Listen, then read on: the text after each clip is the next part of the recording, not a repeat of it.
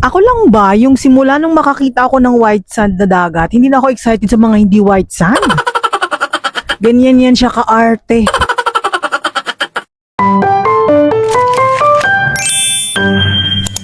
Nag-side trip nga ang ate nyo dito sa Olongapo para lang mag-boodle fight. Tapos dito nga kami nagstay sa El Molina Beach Resort. Beachfront na nga siya, tapos meron ding swimming pool na pwede nyong i-avail. Fairness naman sa dagat, malinis at napakalinaw ng tubig. Kitang-kita nyo wala siya yung mga seagrass o yung mga damo-damo sa dagat. Malawak at malinis naman yung resort na to, pero namamahalan ako sa room rates nila. 2.5 yung good for 2 na room, tapos medyo maliit lang siya. Pero ito yung pinaka-favorite kong part kasi nasa rooftop yung cafeteria nila, tapos ganyan yung ma-view mo habang nag-aalmusal ka. Kahit ano naman kulay ng buhangin, dagat pa rin yan. Iba pa rin yung saya at gaan sa pakiramdam na dala-dala. Ang kagandahan sa Olongapo, ito na yung pinakamalapit yata na dagat sa Bulacan.